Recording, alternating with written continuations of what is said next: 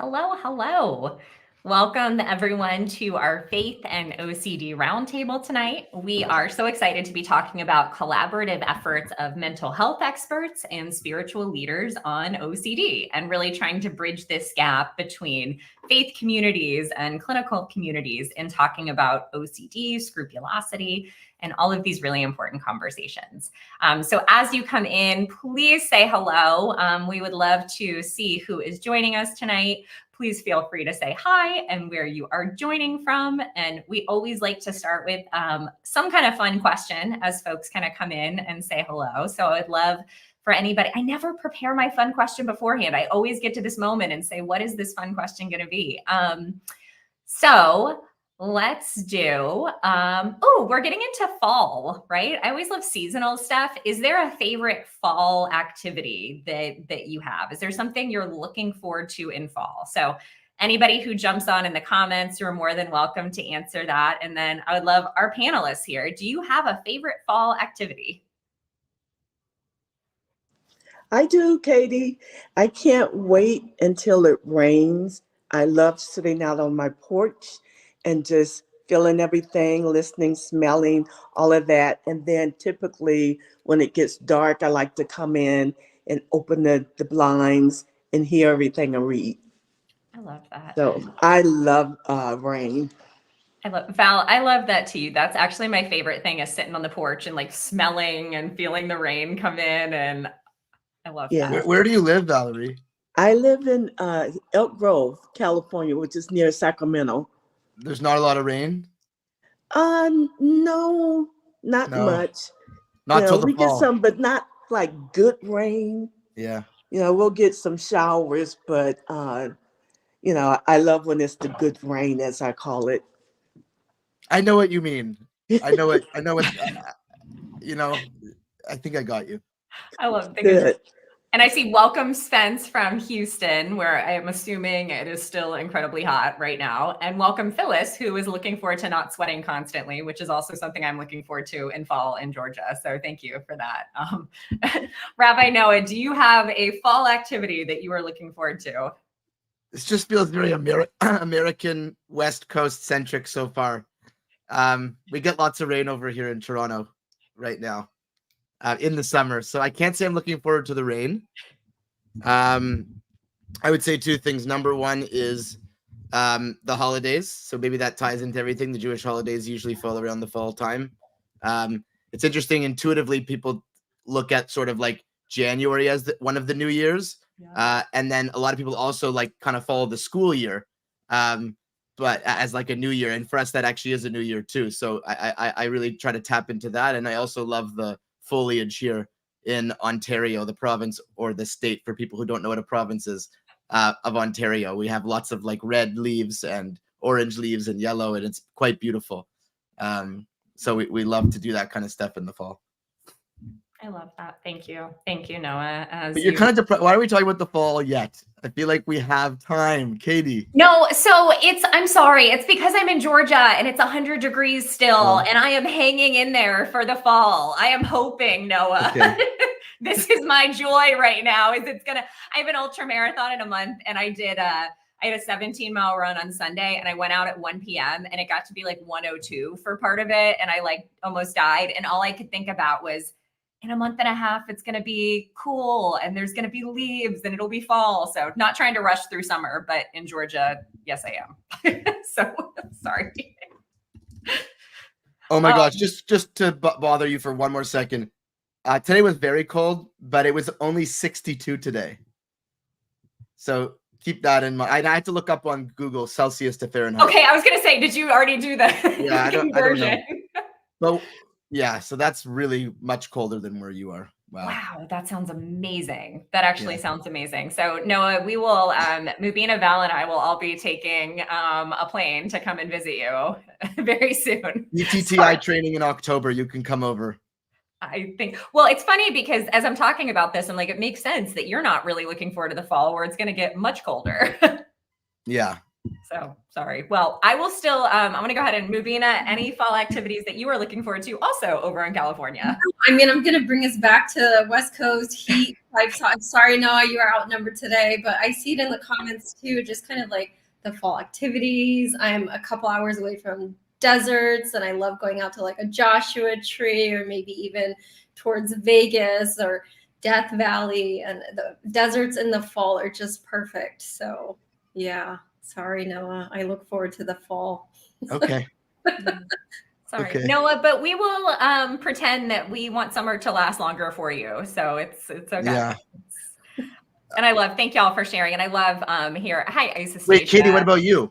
Oh, yes, fall. I love everything about the fall. I love, oh gosh, I'm going to sound like that person. I'm going to sound like such an American to you, Noah. I love pumpkin spice lattes. I love when all the things shift over. I love getting to wear sweaters, which I pretty much do all summer too, because I love sweaters and sweatshirts.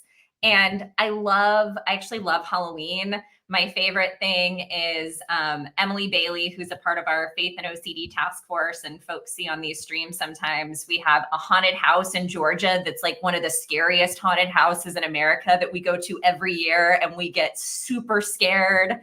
It's like lots of fun fall things. So yeah, that's me.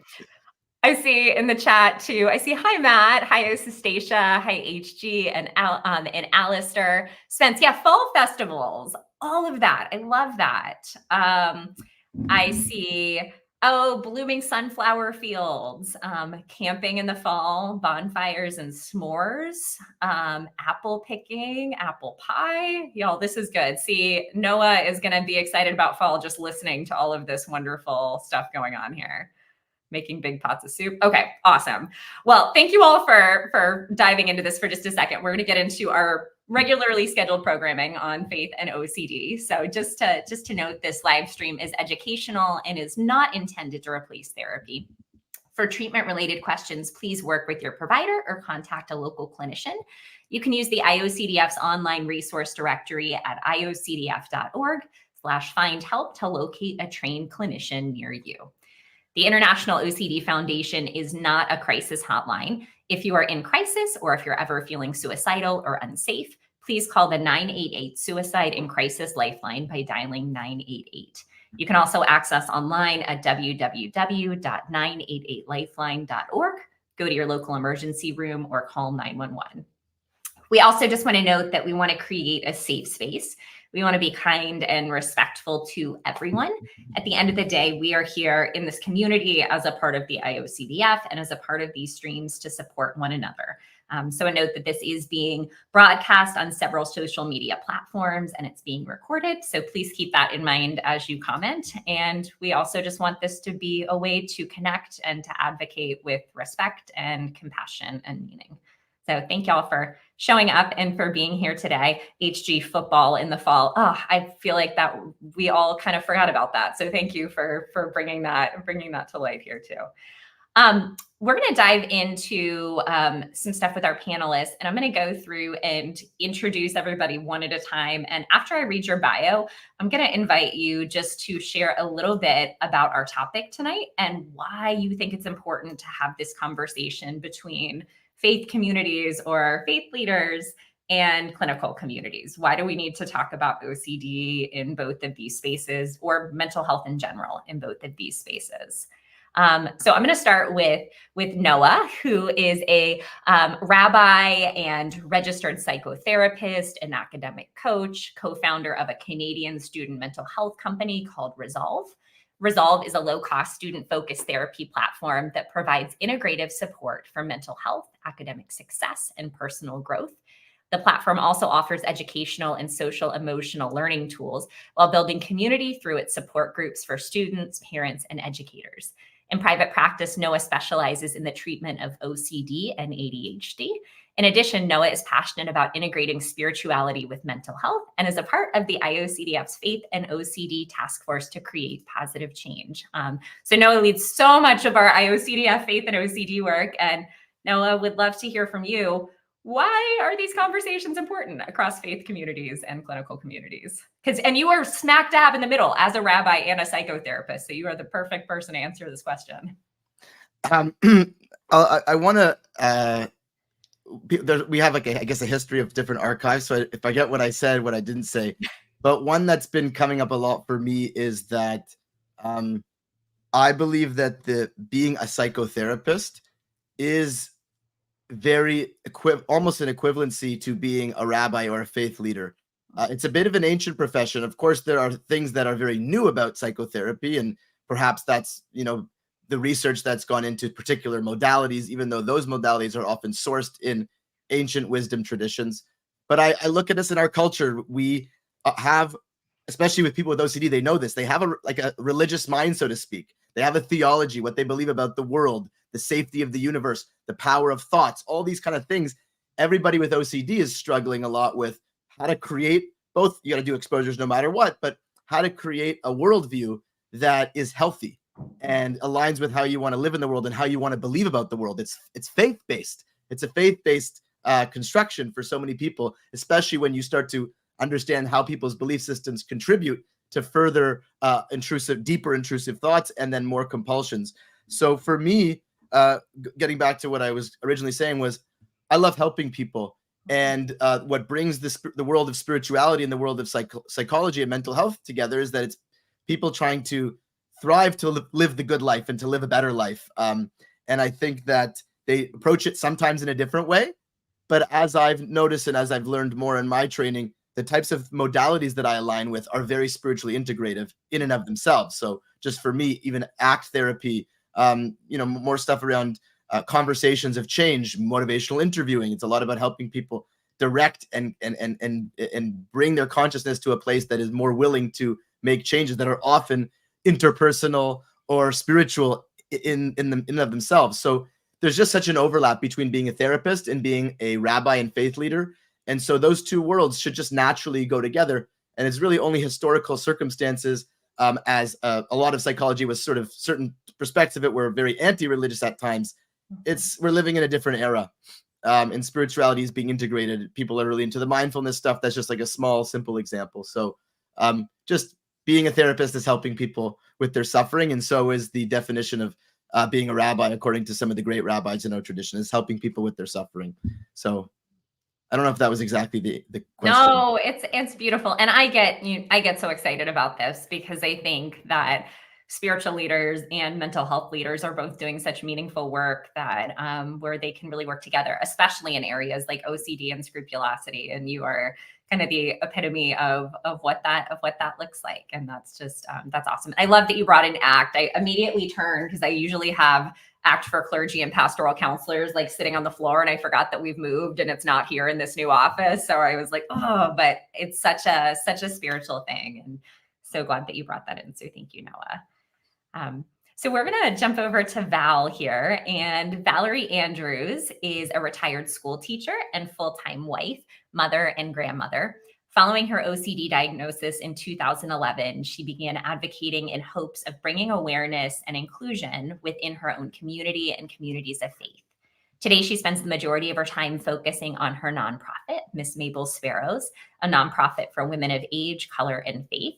Her goal is to continue working as an IOCDF lead advocate and promoting change. She leads amazing special interest groups. She is a part of our Faith and OCD task force and leads so much of the conference and beyond. And Val, so much of the work, again, that we're here doing today and the conversations that we're having come out of visions that you had when you were diagnosed and wanting to really share about your mental health experience. So why is this topic important to you to have conversations across spiritual communities and therapeutic communities?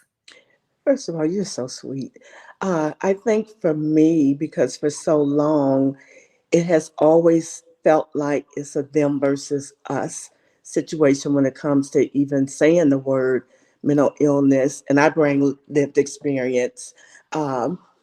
In a long time, I've had OCD probably longer than I've been a Christian, but I just didn't realize it. But having said that, I know for me, it felt uncomfortable sitting in the pews and feeling that I was less than, less than, um, say, my fellow Christian, because I was sitting with all of this stuff going on inside and I didn't have an outlet. I think it's important for me because I realized that I can't expect my pastor or faith leader to understand OCD if I don't. And so I had to allow myself to free myself from all the stigma and all the junk that I fed into just being in the church, that it was okay to go seek out therapy, that I was not betraying Jesus in any kind of way. I was not outsourcing or resourcing the church because there is a need and there's no reason. It's so important, I think. There's no reason we should be afraid of each other. We're all in this together, so to speak. And that's why I think it's important to have these kind of conversations.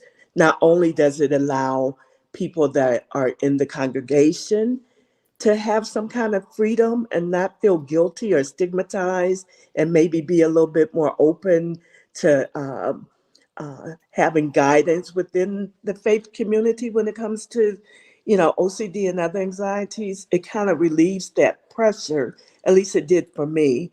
But once again, I'm not expecting my pastor to be able to treat my OCD. That's not his job in my sense. So that's why. Thank you, Val.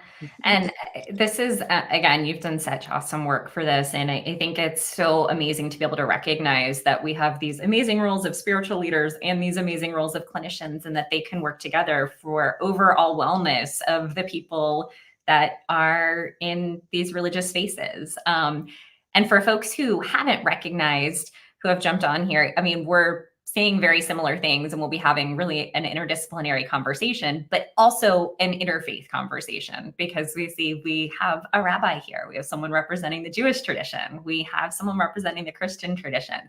We have someone representing the Muslim tradition, which you're going to get to right now, Mubina.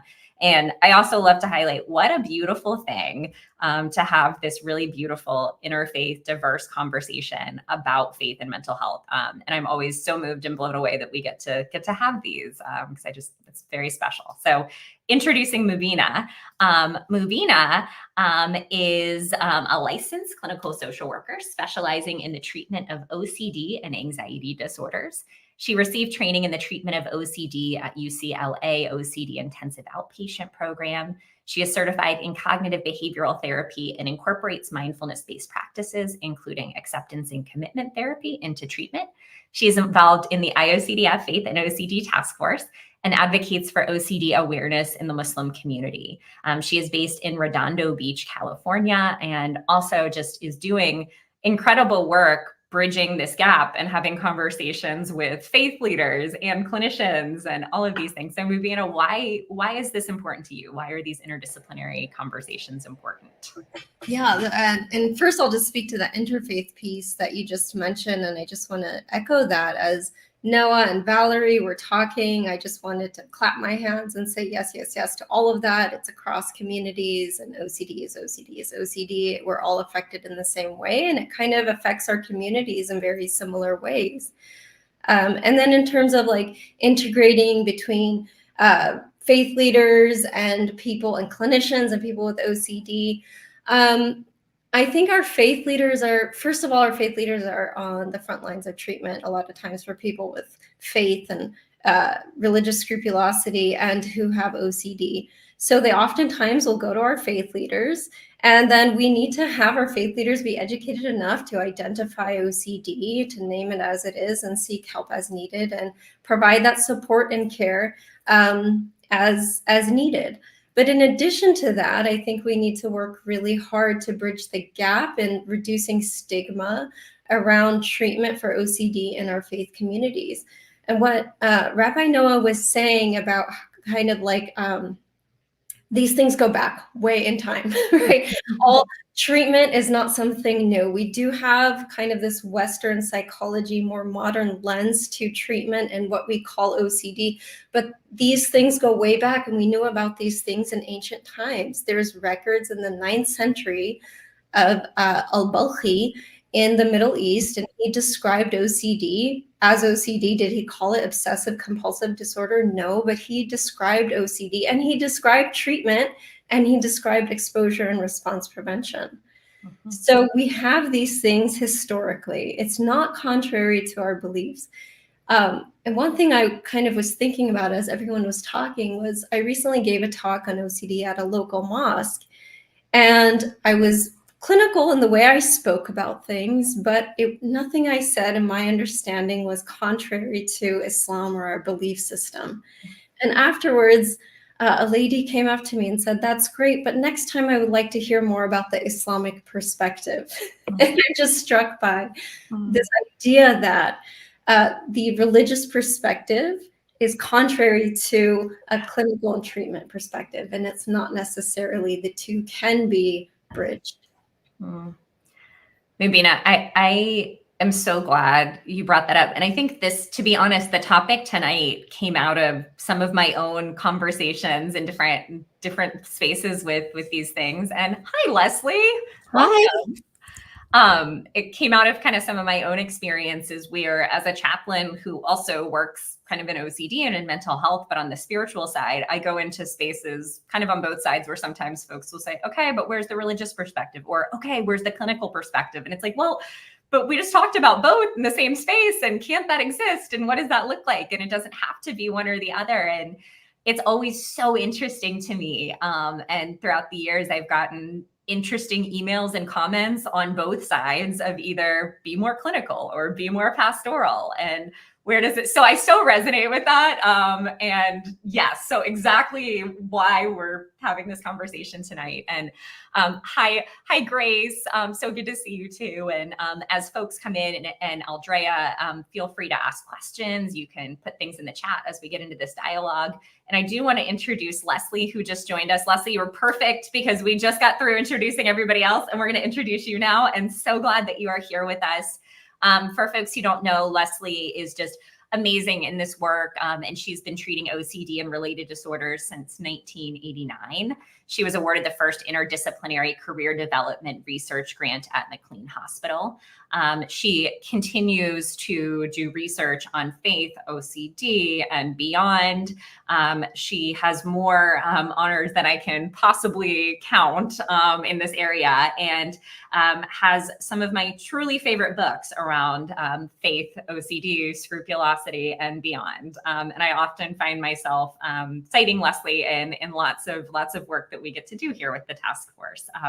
So Leslie, so glad that you're here with us. Honored to have you here, and would love to hear from you in your experience.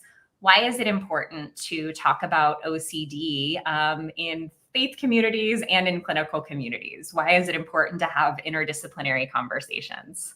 I think it's so misunderstood that the problem has nothing to do with God or faith. And I know you talk about treatment, the treatment as a spiritual practice. Mm-hmm. And it's all about taking the leap of faith that God or your morality is already there and understood, and that facing fears without trying to change your feelings or anxiety and let it all run its course brings you much closer to your faith and God and morality. So with being able to open up the forum to clergy and faith-based treaters to help them understand that the treatment works and brings people closer back to where they want to be. Mm-hmm. Leslie, I'm so glad you brought that up. And I feel like that ties up our introduction so beautifully, because that's, I think, what so many of us are about in this work.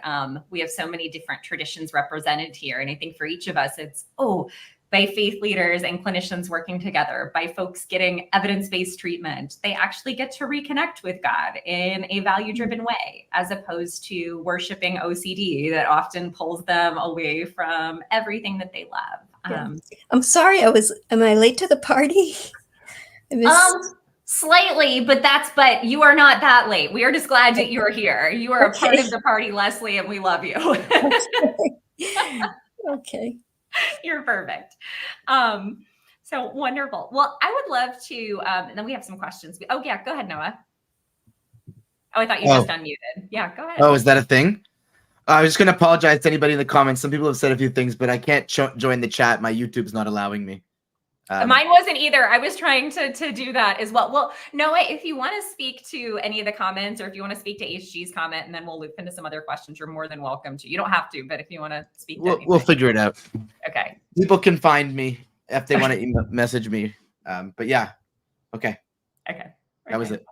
Oh, okay. Awesome. Wonderful. Well, we'll dive into some of those in just a second too, but I want to go back to Noah for just a minute. And I always love when we're doing these to ask specifically, okay, what is scrupulosity and what might OCD look like within the Jewish context? How does this show up? Why is this important to be talking about within a Jewish sphere?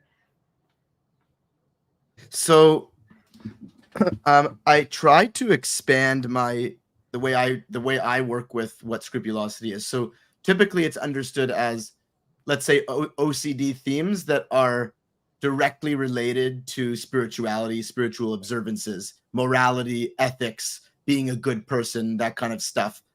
But I think that more secondarily, I include the impact of OCD symptoms on a person's spirituality and quality of life. So sometimes the theme has nothing to do with, like, you could be struggling with a contamination theme and it doesn't seemingly have anything to do with Jewish law, even though some people do struggle with particular ritualistic laws.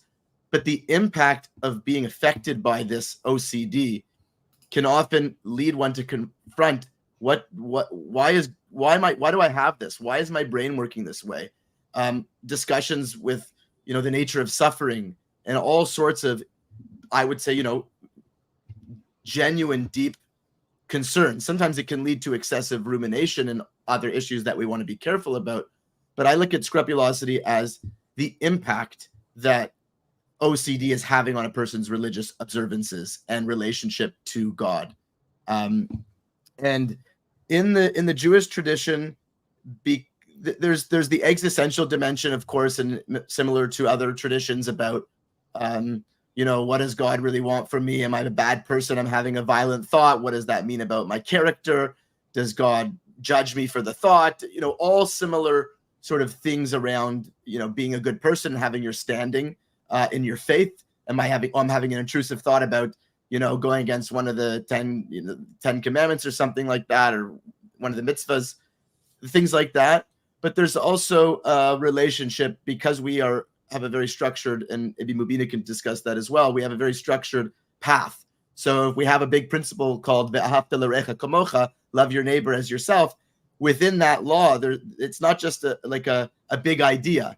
There's parameters. What does it mean to love somebody? What does it mean to love a partner? What does it mean to love a child? What does it mean to love a friend? All those relationships are different. We talk about charity in our tradition, but tzedakah has parameters. How much percentage of your income are you supposed to give? What if you don't make any money? There's a value, and as we say in ACT world, we have values, and then we have committed actions that reflect those values in the world. But the more practices we have with rigidity, we have lots of structure, the more likely that the OCD themes are going to latch on to Jewish law and Jewish observances. But what I find so incredible about the way that Jewish law evolves throughout history is that in order for somebody to give over Jewish law in the 21st century, they have to have an understanding of original sources in the Torah and Hebrew back 3,300 plus years ago, through the generations, through the oral law of the Talmud, the Mishnah, through the early ones, we call them, up until literally the present day. So you're almost a lawyer where you study case studies. And so when you get to things like modern mental health, I'll give an easier example. If you're somebody involved in the kosher industry, you have to understand, similar to halal, you have to understand not just Jewish law, but modern manufacturing processes. So in order to be an effective giving over of Jewish law to the modern world, these rabbis have to undergo intensive training to understand, what is OCD? What does that look like? How does that work? And of course, it can be improved in all different places. We can always get better. But I find that the greatest rabbis in the world, they're called poskim, are the ones that have studied all of this stuff and then say, okay, we're going to go back to 200 years ago. What did they say about these same issues before they had OCD, as Mubini was also alluding to? What did they say then? What do we understand about it now? And so what I think is so valuable is that from a cognitive therapy perspective, we meet with the faith leader, we meet with the posek, the rabbinic law decides, we meet with the therapist, we get clarity. What is OCD and what is not? And that doesn't mean that there's no nuanced issues. Saying that something is OCD doesn't mean that there's never an issue with what you're worried about. For example, someone might be ruminating about whether they're being a good enough person. I can't answer that, or whether they're doing the right law. A part of it is sometimes existential, but at the end of the day, it's what's the function, how is this affecting you, and what is the normative practice? And if you're praying 10 times longer because it says in Jewish law that you're supposed to not have a negative desire while you're saying that prayer, and we know what OCD is, the rabbis will not say, go ahead and take your time and keep doing it. They'll say, this is the law. The law is actually, don't do that. And that's where the leap of faith comes in, because your brain is telling you, say it again, say it again, say it again. Just in case. Just in case. But the opposite is really what you have to do. And so I think that, thank God, I think we're doing a pretty good job of trying to address this. Now, that doesn't mean that each individual rabbi in their own community is succeeding in every situation, of course. But this is kind of what comes to mind with that integrative approach to working through this. And Scrupulosity is a full team approach. Always bring in the family members, always bring in faith people, always bring in all sorts of people, more data, more information, create a really strong, what we call like cognitive assurance, a sense of assurance, not reassurance. That equips you with the courage to then take the leap of faith to go against what your brain is telling you in the moment. So that's kind of how I approach things. Thank you, Noah. And I'm going to shift to Mubina, but first, in case folks are watching this live or watching this later on, I think this is really important. Can you explain, when you say normative practice, what you're talking about, and then the function piece, when we're saying like, what's the function of that thing that someone is doing? Like, what does that mean? Yeah, so just very quickly, first of all, two people can be doing the exact same behaviors for completely different motivations, and one is OCD and one is not. For example, person A, I'm just going to do like a really easy example. Person A, there's something called the Shema in Hebrew. It's the declaration of God's oneness. We're supposed to say it twice a day. Hear, O Israel, Hashem is our God, Hashem is one. It's in Deuteronomy. When you say that, you're supposed to have a kavana, an intention to accept like the kingship, like to accept Hashem's rule over you, and it's all a prerequisite to loving God. So somebody might be like not feeling that they're saying it right, but it's genuinely like a piece of their service of God. It's like, I want to get deeper. I want to get higher. I want to get better. I'm not distressed in an OCD way. I'm not rigid about it. I just know that I want to get better, and I'm going to concentrate even longer. It's going to take me 5 minutes to say it, but it's coming from a genuine place of wanting to get closer, not from a place of anxiety, not from a place of fear of if I do this thing and I don't do this thing the right exact way, and this is what's going to happen, and let me say it 25, let me say it more. Whereas somebody else, the exact same behavior, that 5 minutes is torture. That 5 minutes is not an expression of their spirituality. It's an expression of, oh my gosh, I had that weird thought. Let me undo it 15 times before I move to the next word, because I have to have the right thought until I finish that word. So normative practice is basically what your community is doing. There are some people that are quote unquote extra pious, but when we look about the function, I don't focus on the external behavior. I've worked with people that you might say on the surface, oh, they're OCD, but when you learn about them, no, they're not. They might have obsessive compulsive personality elements, but it's not the same issue. So normative behavior is what is culturally appropriate in your religious tradition. And the function is all of what really, is this being driven by the OCD, or is this being driven by a genuine desire for a relationship? Thank you. Thank you so much, Noah. I think that's so important. And I want to shift over now to Mubina. And yeah, HG, what you just said, motivated by love rather than fear, and meaning rather than this sense of urgency. And Mubina, you speak to this really well also. I would love to hear from you. As you think about scrupulosity, how does this show up in the Islamic context, and what does this intersection look like of faith leaders and clinicians offering support to establish, well, what's OCD and what's faith? Right. The way I sum up scrupulosity is when OCD latches onto somebody's beliefs, practice, and sense of morality. So those are kind of generally those three areas. And I'm so glad that this concept of fear was just brought up, because I think it might look a little bit different in different traditions, right? So in some of these traditions that are based on kind of a religion as a way of life, and there's rules and restrictions, there is an element of fear, but I think sometimes we like to call it reverence, because we really want to impress God. We want to do the right thing, and we want to make him happy. So, right, there's this idea of reverence towards God. I don't want to do the wrong thing. And that's not necessarily in some faith traditions a bad thing. But is your fear or reverence balanced by hope? Mm-hmm. Right? And that's what we're looking for when we're kind of looking for, is this like motivated by OCD or not? If it's really leaning on, I'm really, really afraid that I'm going to go to hell, well, there's usually kind of a balance that we can find in all of our practices, right? We're allowed to go with what's certain and leave the doubt, right? Go with what we think is kind of a good enough job and leave the doubt. So there's a lot of questioning that we have to do, and we kind of are trying to tease apart whether something is OCD or not OCD, and we can never know that with certainty, right? That's one of those things that's uncertain. But there's some questions we can ask ourselves. Is this action driven by an urge? Is there urgency behind it? Is it driven by a fear of a terrible feared outcome, right? And hey, was there an intrusive thought there? Was there a what if? If there are those things, it's likely possibly OCD. If there's a presence of anxiety too, I forgot to mention that. Anxiety and any feeling of discomfort, anxiety, overwhelm, fear. If those feelings come up, it might be OCD. So we try to leave those actions behind and lean into the hope. I hope that God sees that I did a good enough job, that I have OCD, and I'm going to keep moving. I like to add the not right feeling.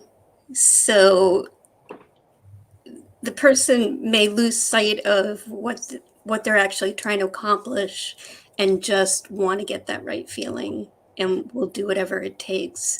So losing the connection to the prayer or God or whatever practice, and doing the behavior until that feeling kicks in.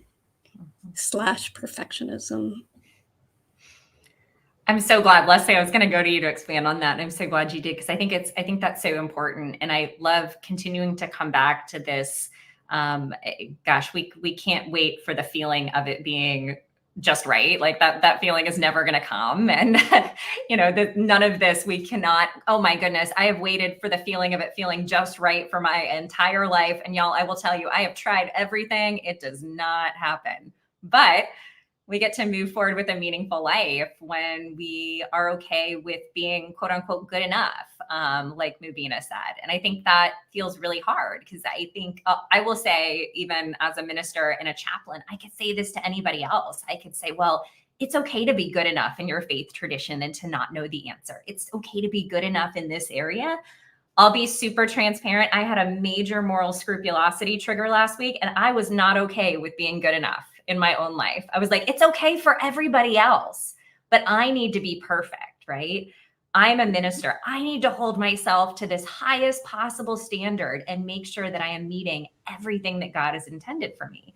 And I think that's the biggest trick of OCD. And it's something, that I'll say in my own life, waiting for that feeling to feel like I'm good enough is never going to come. And that's what keeps us caught in that cycle. Yeah, go ahead, Leslie. No, I was just going to say there's only one standard, not another standard or a double standard because you have OCD.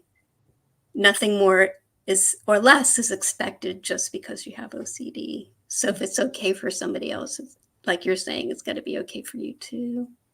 Absolutely. Well, and so I'll ask Leslie and then I'll jump over to Val. Like, what would you, so for somebody who might be working with you at McLean, who's navigating OCD or scrupulosity, if they're coming to you and they're saying, well, I just don't know for sure. And to the point of what you're talking about now, I just want to make sure that I'm doing the right thing or that I'm moving forward with my faith correctly. And I can't handle not having certainty.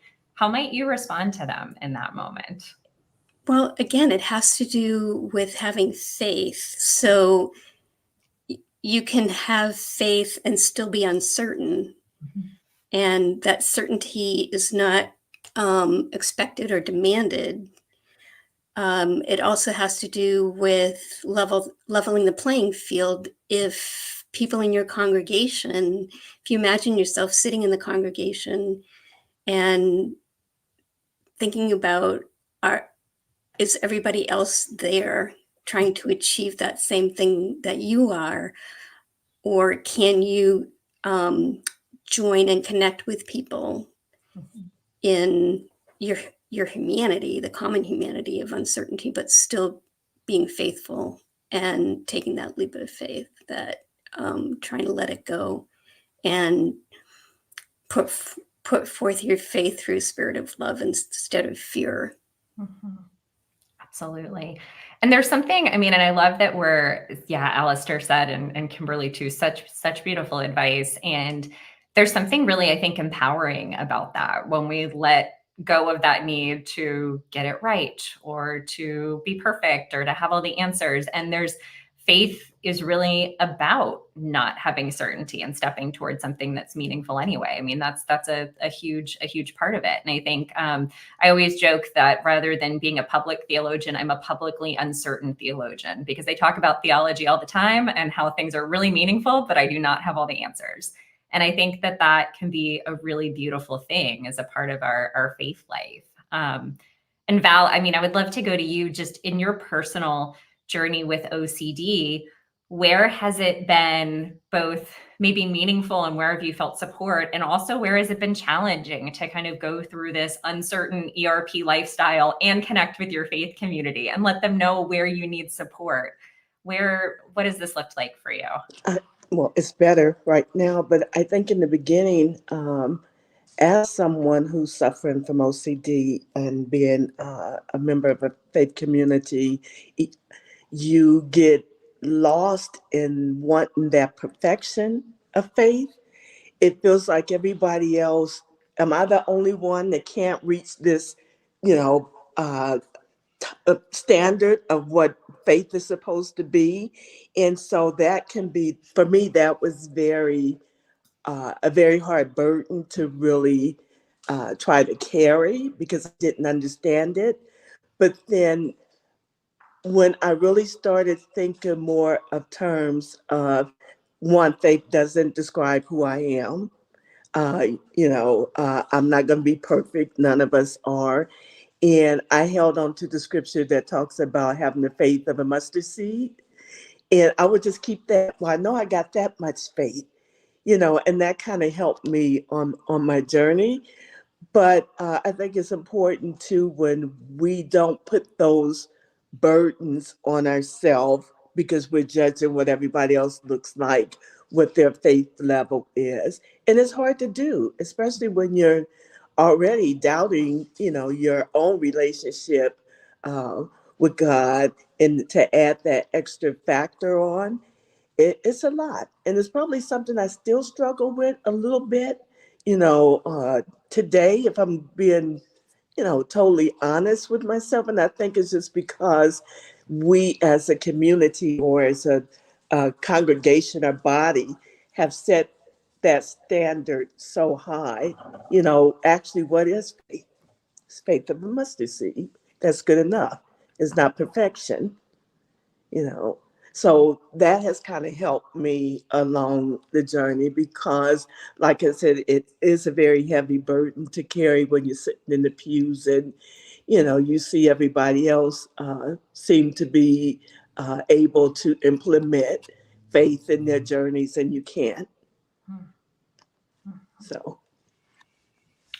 Val, and that's, I think, where your story and your voice has become so incredibly meaningful, because even you speaking that and folks hearing that, I think they get to hear in that moment, oh, well, even if I don't feel like I can step forward, or even if I don't see where faith fits into this right now, that faith of a mustard seed is enough and that I can keep stepping forward. So thank you for that, Val. Yeah, and if you ever actually seen a mustard seed, it is so tiny. So all of us, I would think, have that. Mm-hmm. Yeah, I always, when I'm talking to someone on the chaplaincy side with Scrupulosity, I'm like, can you just open the door like 0.5% to believe that it is maybe possible for you to reclaim your life and faith? And yeah, I love that. Well, I would love to, this is kind of, I didn't ask you all to prepare this, so this is very random, and I'll just, whoever it comes to first can jump in. But I'm curious if any of you have stories where there has been a really meaningful interaction between a faith community and a clinical community in support of someone navigating OCD. What has that looked like? And I'm sure I know a couple come to mind, but I'm curious for anyone here. Yeah, has there been a situation where you've seen that collaboration really support someone navigating OCD?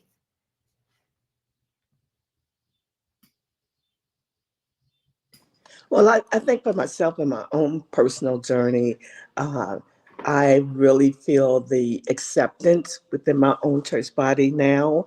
It took a lot of talking and them listening, but me also trying not to set up any barriers because we can, get in that space ourselves, that there's room for both of us in a sense. But it was only after me really, really consciously making the effort, like I said, when we would have Wednesday night prayer, it'd be like, well, can we pray for OCD people, or I was always trying to bring the issue forward. And there was a lot of resistance. There was a lot of things that people didn't quite understand, going back to the faith and, prayer away and all those kind of factors.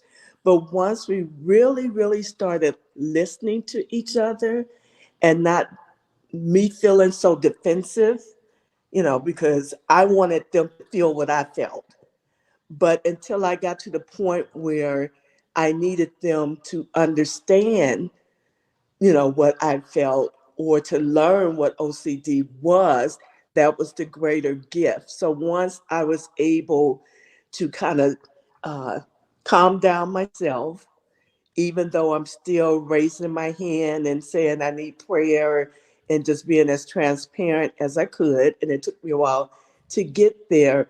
Once I started changing my objective of uh, teaching them what they needed to know, as telling them what I needed to feel, it made a big difference. So now, I mean, we're even in the stages where my pastor has asked me to put something together, for Mental Health Week or whatever. And that took a long, long way, but it really became both of us just kind of listening to each other and not drawing that line in the sand, us versus them, to get to that point. It's still not perfect. We're still learning. I'm still learning to, not have all the defense up sometimes, but that has been my experience. That we can merge together. We just have to learn how. Mm-hmm. Thank you for that, Val. Thank you, thank you, thank you. I love hearing that. I get incredibly excited, especially to hear that shift in your community because of you speaking up and sharing and including those things and prayer requests. And just thank you. Are there other examples that you all can think of in your communities or in communities that you've worked with where this intersection has really worked well, or where there's been support on the faith and mental health side in light of OCD awareness? Yeah, for sure. Very regularly. We had on one of our panels maybe a few months ago in our community, Rabbi Yoni Rosenzweig, who both, all over the world, Hebrew speaking, English speaking, has been helping people, training rabbis to be well versed in psychotherapy. And I've been in joint meetings together with a rabbi, myself, who's also a rabbi, but not a rabbi in this role, and my client, and just being able to give the context of what the client is saying, and give more information, and give and deepen the understanding, and then for that client to then have the courage and the confidence to actually book a meeting again we have reassurance plans with that they're not getting in touch with this rabbi the same questions, but there's a synergy between I've booked private meetings just with this person to ask questions so that I can deepen my clinical understanding of the religious dimension, and then that person's booked, and we've all had shared space together. And so I think that's been a tremendous breakthrough, is to have, in any faith tradition, to have clergy members that are specifically specializing in this. Just like you might have clergy members specializing in medical ethics or other medical. This is also medical in a certain way, but medical ethics and other things like that. That's really, to me, the solution, and an easy access, non-intimidating manner. It's all about trust. And so building that trust with me, then I can take that trust to another person who can come into the circle of care. And I would say even more so when you're, it's just been super helpful in my assessments. Every first session, I don't care if that person has nothing, doesn't find me in any religious context, doesn't mention anything about that. I'm always asking, I want to hear about your spirituality. And even if they say nothing, I say, I want to hear about your family spirituality, your cultural background. Did you grow up in a religious environment? You might be surprised the information that you gain from that conversation of why someone is not religious, and maybe they were, what that whole thing means. But starting from the beginning, having an open conversation from the get-go. So if I'm working with someone that is from a different faith, whatever that faith is, I'll want to learn about, are they a part of a community there? What's their church leader like? Are they able to understand your situation and what's going on? How do you want them to play a role? So all these kind of things you can accomplish really, at least, what do we say? Like break the ice? No, like wet this. I don't know. I think break the ice was right. No, but there's I don't know. There's something. Water the ground. I don't know. Water the ground or something. Anyway. But I'm over here beaming. I don't know if y'all see me, because this is my love language is the faith and OCD combination. Because I think, and this is my favorite thing in chaplaincy, when I get to work exactly what you're describing, when I get to work alongside clinicians, and there's a clinician who comes and is like, well, what is authentic practice, and how do we help this person lean into that, and all of these things, or how can we bring in, I love connecting with different rabbis or imams to make sure that culturally responsive treatment is happening. It's it's all just support for people. It's amazing. Yeah, Katie? Go ahead, Leslie. Can I've had a couple of good experiences with Catholic priests, and as we know, blasphemous thoughts or the fear of committing the unpardonable sin become obsessions. And there's a lot of reassurance seeking and confessing and priest hopping. Maybe the priest didn't hear my confession thoroughly enough, so I didn't say it, or I didn't say it enough, where they didn't fully understand. Or maybe I forgot, the sin I was supposed to confess. And the priests have said, while you're in an active episode, you are absolved from sin because you're not in a position to really judge right now. So because you care so much about your relationship to your faith in God, that's already good enough. And that when they try to mitigate the obsessive need for making sure that their prayers are heard. They absolutely support treatment in the way that it's delivered. So they sanction ERPs. If you have to say nasty things, your nasty obsessions about God or Mary or Jesus, that's what you have to do, because that is going to bring you back to where you want to be in your faith practice. I love that you bring that up. And I always tell people, and there's, we've done a lot of, I know, talks on culturally responsive exposures and what that looks like, but people will have to do things that are challenging. And as a part of that, I always say, if God is truly all knowing and all powerful and all loving, then across our faith traditions, God can handle us doing this exposure over here in favor of actually reconnecting with our life. I know we're starting to come to the end of our time, and I want to give everybody some closing words, but I want to go to Zach's question, because Zach, thank you for asking. This is my favorite question in the entire world, of how can religious leaders support people with OCD without accidentally reinforcing obsessions, specifically religious ones. I have lots of thoughts on this too, but I want to go to Mubina, if you have some thoughts on this, and then I have a couple things from the religious perspective too. Right. Well, before I answer that question, one example of something great that's happened. Oh, yeah, sorry. The Faith and OCD conference. None of us mentioned that. That is a beautiful way that the gap is bridged between interdisciplinary, spheres, and also kind of an interfaith area too. So there's that. But this is what I personally say to, how religious leaders can support people with OCD without reinforcing. I say one and done. Like if somebody has a question about how to practice or whatever, I say, give that advice one time. And if you find somebody repeating the question over and over, you refer them back to your answer. Remember, I answered that a while ago. Or, hey, what does your clinician say about this? So refer back to the clinician is a good one. Mm-hmm.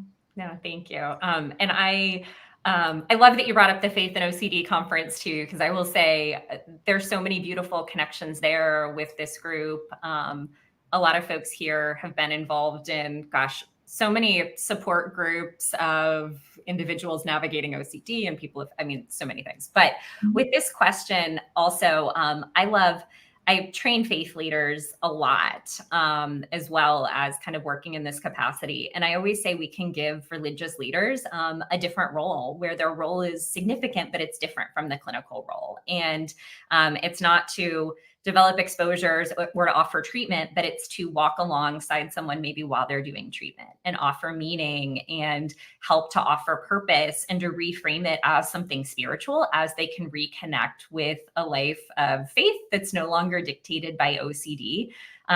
So I always say the big thing is affirmation without reassurance. It's never reassuring the content. To Mubina's point, it's referring back to the clinician often with that. After the one and done, on cases where I work as a chaplain, typically I'll actually have a Google Doc with the clinician, and we'll both have a one and done question, and we'll refer back to that doc. So it's like, nope, that question's already been answered. We've addressed it. We don't address it again. But the affirmation piece is really where I think faith leaders across traditions can be so supportive of leaning on their theologies to tell the person, you know what, this sounds like what your clinician described to me as OCD. And while I can't answer that question right now because it's coming from a space of urgency, I can sit with you in the midst of these emotions. And it looks like this is really hard for you, but I really care about you. And I believe that God is walking with you in the midst of this. And we can continue to step forward together. This community is supporting you. So I always say clergy can kind of offer that meaning and affirmation part without diving into the content. So thank you, Zach, for that question. Favorite question under the sun. I know we are almost at time and there are more things coming in, but I want to go to everybody here one more time and just say, for anybody who is navigating faith, OCD, and scrupulosity, are there any final words of encouragement that you have tonight? So Noah, I'll go to you first. Yes, the OCD practice of exposure therapy is a practice of putting your faith, putting your beliefs to action. So when you have that opportunity to not just say, I know this isn't helpful for me, I know this isn't real, I know that this isn't useful, these beliefs that I'm carrying, these compulsions that I'm engaging in. The best way to challenge that is to take the leap of faith, as Rabbi Sachs says, the courage to live with the uncertainty. That's the real faith. So it's such a spiritual practice. Read Katie's thesis. Read, I think Leslie just came out with a book, or a new, maybe I'm wrong. I feel like you just came out with a book. Maybe you're always coming out with a book. Leslie's book is amazing. I will drop it in the chat. But yeah, the practice of, I can't really think of and look into your own tradition for motivating. Like, I love the Psalms about facing your fears, about lo yirah, I don't feel, for Hashem is with me. There's so much there that you can, take from your tradition as fuel for your OCD practices. So wishing you all really best of luck, and hopefully, God willing, a step further in the best possible direction. Thank you. Thank you so much. Thank you so much, Noah. I forgot I don't have access to the chat. So if people are looking for it, when religion and morals become OCD, Leslie, and you just came out with that it's been a year now, right? Probably, yeah, going on a year, I think. Okay. Yeah, it's incredible. So folks, it's Thank you. Thank you very much. Really incredible. Thank you. Well, I'll go over to you, Leslie. Do you have Yeah, no, mine is simple. Every ritual resisted is an act of faith. Absolutely. Absolutely. Thank you. Mubina. I'll say that everyone watching out there, deserve to practice your faith however you deem to practice it, whatever faith you practice, and to treat your OCD. Sometimes that takes some navigating, and there are supports out there to be able to navigate it, whether that's from your faith community or from the clinical community, or both. But you deserve to practice and believe and to treat your OCD. Thank you, Mubina. And Val, any final words of hope for folks tonight? Yeah, I've often said this and told this to myself. We don't get to choose the cross that we're to bear, but we do get to choose how we carry it. And however we carry it, as long as we're giving glory to Him, don't fall short of being what God created you to be. And if that cross means carrying it today, but I can't pick it up tomorrow, or I have to wait till next week, that's all that's required. And like I said, we don't get a chance to choose what cross we get to carry. It's our job just to carry it the best way we can and give Him the glory.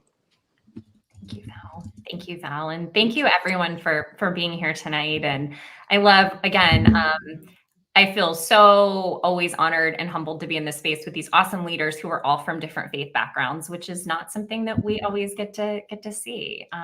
It's just really, really special. And I'll say, I guess my closing words, I've been in the throes of recording a lot of courses over the last week about faith, OCD, and scrupulosity, kind of as a ERP, as a spiritual practice. And one of the things I keep coming back to is the leaps of faith that Leslie is talking about, really treatment and engaging in the hard stuff, being a leap of faith towards your values. But if you don't feel like you are ready for that leap right now in this moment, that any hop forward is totally valid too. And I have really been falling back on that lately, that any hop forward that you can take to show up to treatment, to go on the IOCDF resource directory and find a provider, and even send that email today, that any hop forward is a hop of faith towards your values. And you are so worthy of that.